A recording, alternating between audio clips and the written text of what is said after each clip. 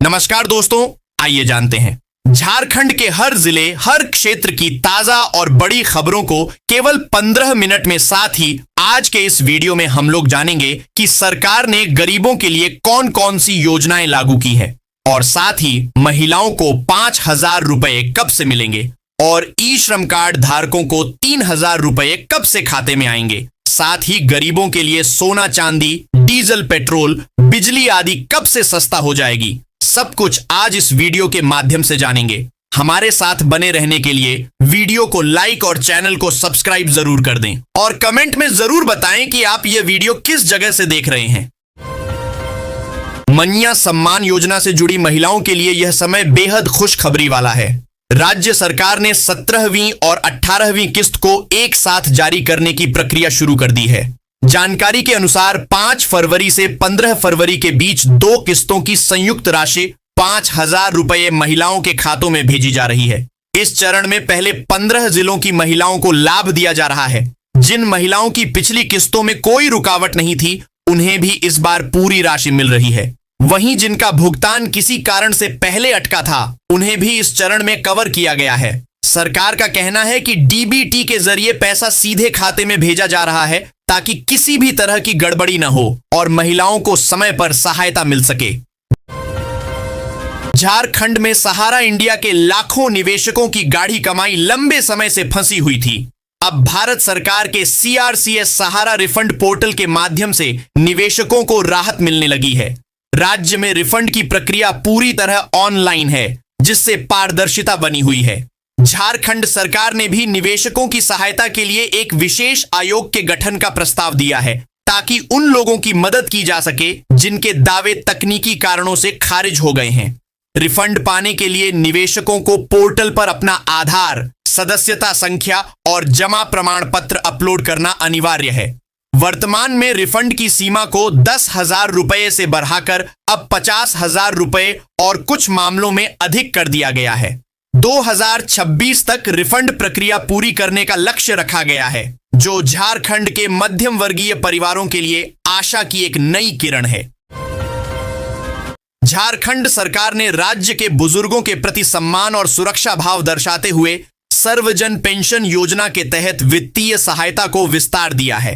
अब पात्र वृद्ध जनों को वार्षिक या विशेष प्रोत्साहन के रूप में 6,000 रुपए की सहायता राशि देने का प्रावधान किया गया है। इस पहल का मुख्य उद्देश्य बुढ़ापे में आर्थिक तंगी को दूर करना और बुजुर्गों को सम्मानजनक जीवन जीने का अवसर देना है। यह राशि सीधे बैंक खातों में जमा की जाएगी, जिससे वे अपनी दवाइयों और बुनियादी जरूरतों के लिए आत्मनिर्भर बन सकेंगे। यह कदम राज्य में सामाजिक सुरक्षा के ढांचे को और अधिक मजबूत और संवेदनशील बनाता है।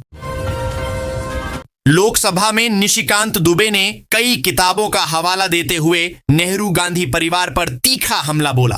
उनके आरोपों और टिप्पणियों के कारण विपक्षी सांसदों ने हंगामा किया, जिससे सदन की कार्यवाही स्थगित करनी पड़ी। दुबे ने राहुल गांधी पर भी निशाना साधा और एडविना माउंटबेटन, नेहरू, इंदिरा गांधी से जुड़ी विवादास्पद पुस्तकों का जिक्र किया। विपक्षी शिकायत लेकर स्पीकर के पास पहुंचे, जबकि दुबे ने सोशल मीडिया पर भी अपना हमला जारी रखा। मुख्यमंत्री हेमंत सोरेन की अध्यक्षता में गुरुवार को झारखंड कैबिनेट की बैठक होगी, जिसमें 10 प्रस्तावों पर सहमति अपेक्षित है। वहीं राज्य सरकार हज यात्रा की तैयारियों में जुटी है।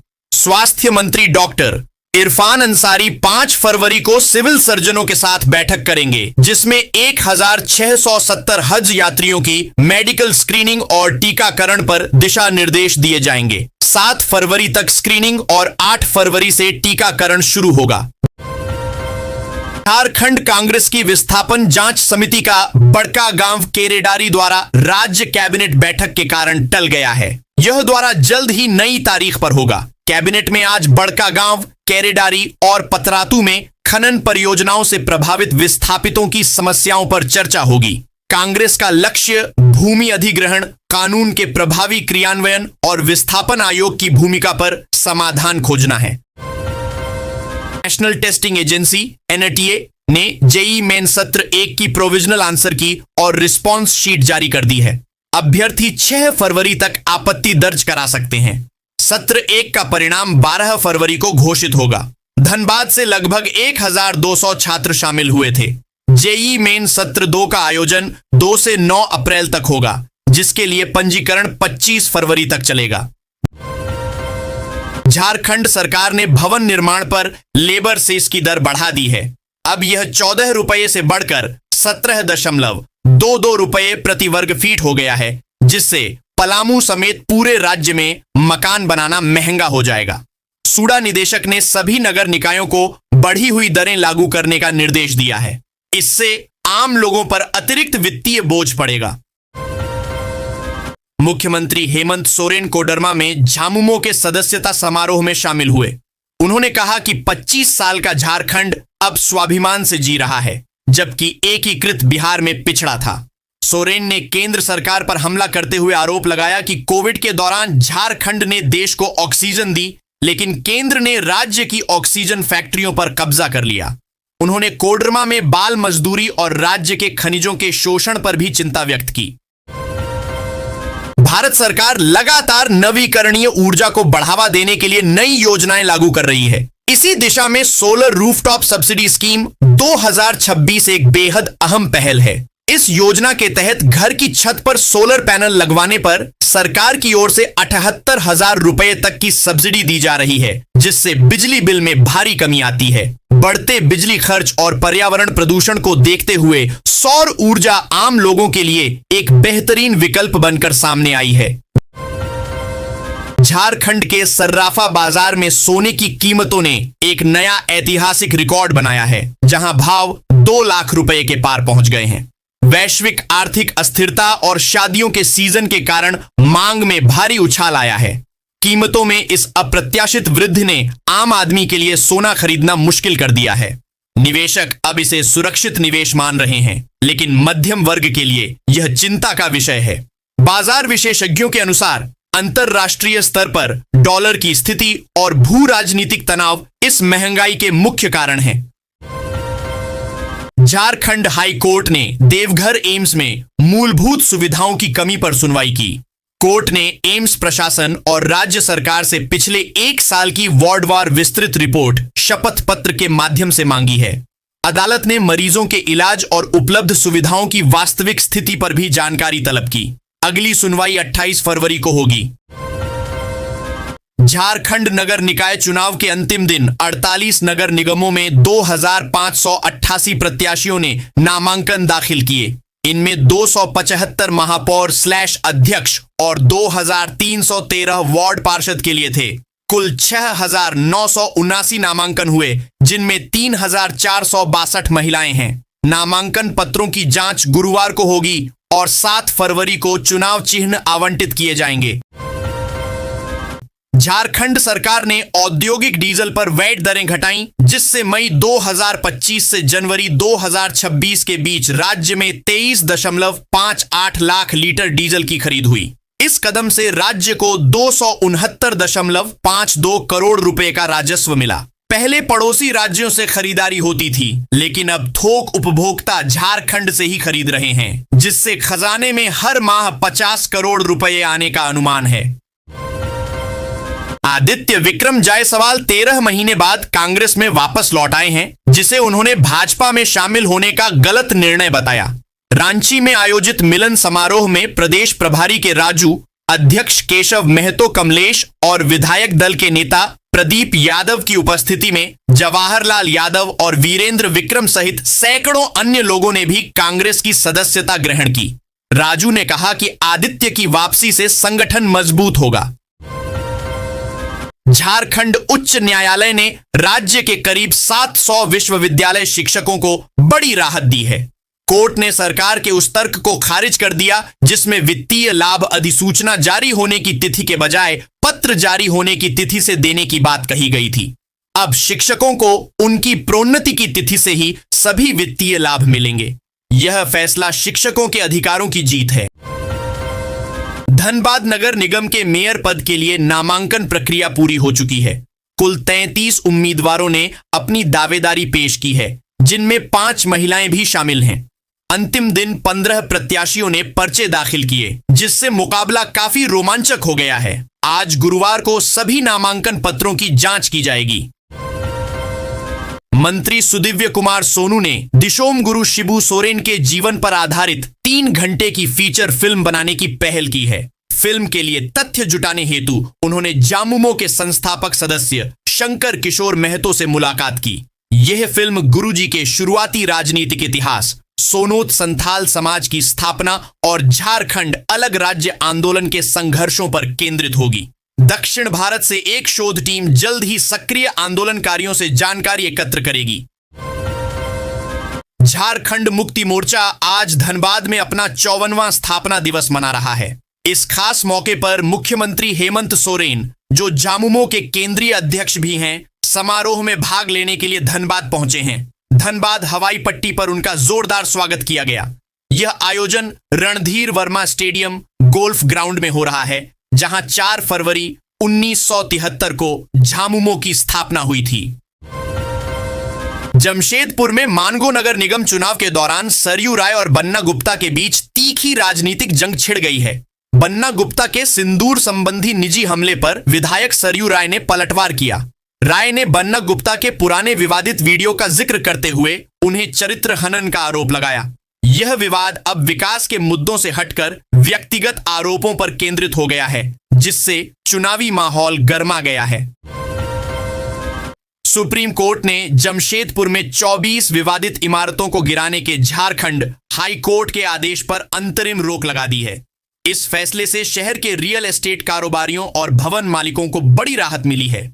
न्यायमूर्ति विक्रम नाथ और संदीप मेहता की पीठ ने यथास्थिति बनाए रखने का निर्देश दिया। मामले की अगली सुनवाई 9 मार्च को होगी, जब इन इमारतों के भविष्य का फैसला होगा।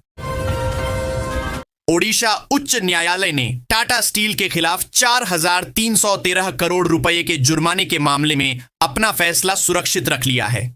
यह विवाद सुकिंदा क्रोमाइट खदान में खनिज डिस्पैच लक्ष्यों को पूरा न करने से संबंधित है। कोर्ट ने अंतरिम आदेश दिया है कि अंतिम निर्णय आने तक कंपनी के खिलाफ कोई दंडात्मक कार्रवाई नहीं की जाएगी, जिससे टाटा स्टील को फिलहाल बड़ी राहत मिली है। टाटा पावर ने दिसंबर तिमाही में 1,194.33 करोड़ रुपए का स्थिर शुद्ध लाभ दर्ज किया। परिचालन राजस्व में 4% गिरावट के बावजूद EBITDA 12% बढ़ा। कंपनी के रिन्यूएबल एनर्जी सेगमेंट ने 1.3 गीगावाट परियोजनाओं के साथ 156% लाभ वृद्धि दर्ज की, जबकि वितरण व्यवसाय में 167% की वृद्धि हुई। सीईओ प्रवीर सिन्हा ने भविष्य में बिजली की बढ़ती मांग के कारण मजबूत वृद्धि की उम्मीद जताई। झारखंड स्वास्थ्य विभाग की अधिसूचना के बाद जमशेदपुर के MGM मेडिकल कॉलेज में महत्वपूर्ण बदलाव हुए हैं। 6 असिस्टेंट प्रोफेसरों को एसोसिएट प्रोफेसर पद पर पदोन्नत किया गया है, जिनमें से अधिकांश का तबादला अन्य जिलों में हुआ है। MGM को 2 नए सीनियर डॉक्टर भी मिले हैं, जो स्त्री एवं प्रसव रोग और सर्जरी विभागों में गुणवत्तापूर्ण शिक्षा और बेहतर इलाज प्रदान करेंगे। इन परिवर्तनों से राज्य में फैकल्टी संतुलन और चिकित्सा सेवाओं में सुधार की उम्मीद है। चास नगर निगम महापौर चुनाव 2026 के लिए चुनावी माहौल गर्मा गया है। कुल 37 प्रत्याशियों ने नामांकन दाखिल किया है। आज नामांकन पत्रों की जांच होगी, जिसके बाद नाम वापसी की प्रक्रिया पूरी होने पर चुनावी तस्वीर साफ हो जाएगी। देवघर में 8 फरवरी को CDAC और STPI द्वारा पूर्वी भारत का पहला quantum computing research facility centre खुलेगा। सांसद डॉक्टर निशिकांत दुबे इसका उद्घाटन करेंगे। यह केंद्र युवाओं को super computer, quantum computing, IoT और रोबोटिक्स में प्रशिक्षण देगा, जिससे 1 साल में 2 लाख रोजगार के अवसर मिलेंगे। इसका उद्देश्य देवघर को IT हब बनाना और स्थानीय युवाओं को उन्नत तकनीकी कौशल प्रदान करना है।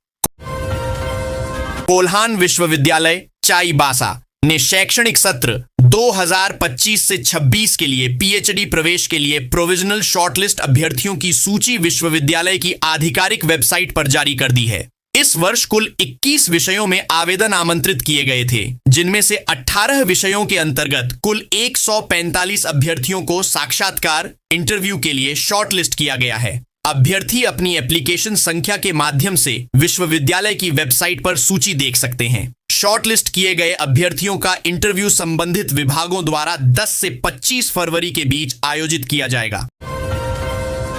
पश्चिमी सिंहभूम जिला नगर परिषद चाईबासा अध्यक्ष पद के उम्मीदवारों द्वारा जमा किए गए नामांकन पत्रों की स्क्रूटनी की गई। निर्वाची पदाधिकारी एसडीओ संदीप अनुराग टोपनो ने सभी उम्मीदवारों की मौजूदगी में उनके नामांकन पत्रों की जांच की। किसी की ओर से किसी तरह का कोई ऑब्जेक्शन नहीं किया गया।